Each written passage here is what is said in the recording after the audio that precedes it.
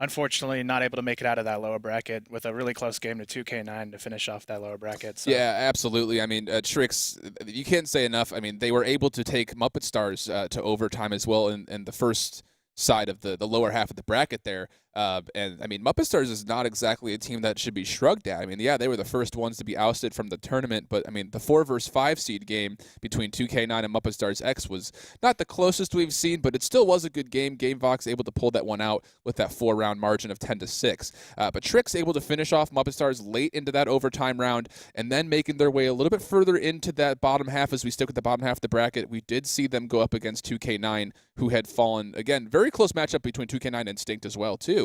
I mean, do we think the final reactions here from this Group 1 is that Instinct isn't performing to their top level, or that everybody else is just rising to the occasion? I feel like it's a little of both. I think we haven't seen Instinct quite break out of the shell like we have seen them in past matches where they just have so much aggression, they just overhaul the scoreboards.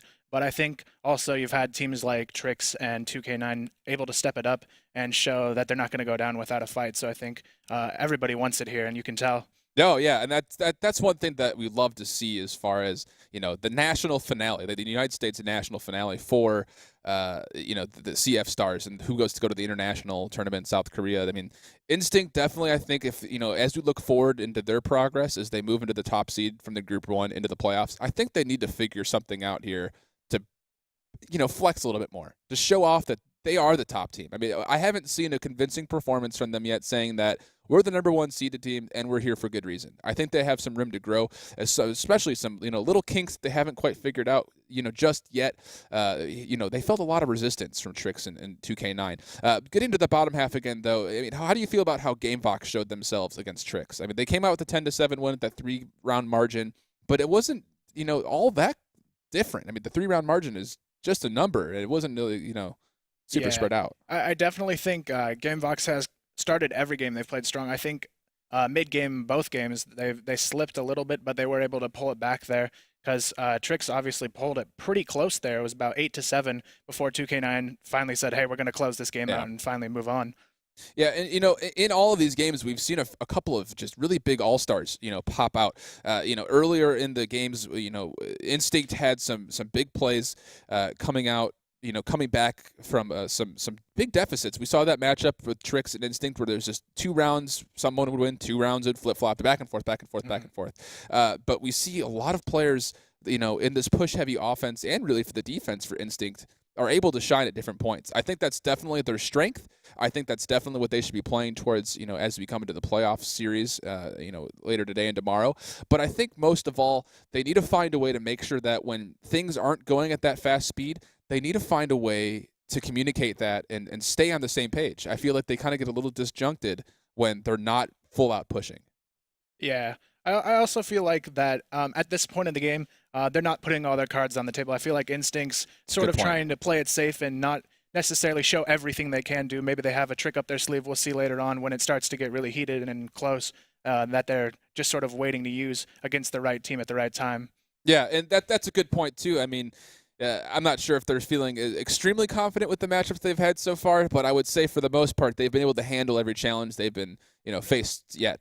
So we're going to bring you guys some more. The Group 2 is going to start here in just a little bit. We're getting the room and everything situated and making sure that everyone is in order, and we get the first game, which I believe is going to be Ace Gaming versus ABC. We'll have that one out to you guys here within the next little bit. We think it's going to start here in the next 5 minutes, so we will bring you guys that game as soon as we come back. Stick with us. Again, join us on Twitter with the hashtag CFS2014.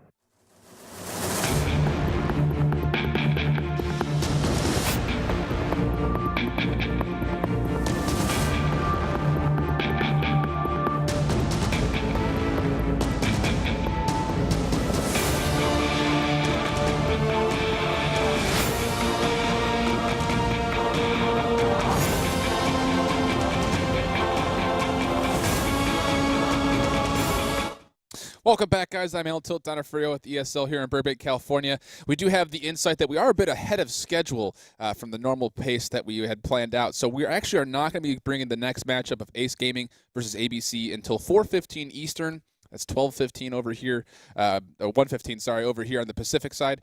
So take this minute, grab a quick lunch. We'll be right back with you guys in about 15 minutes or so to bring you Ace Gaming versus ABC. Stick with us.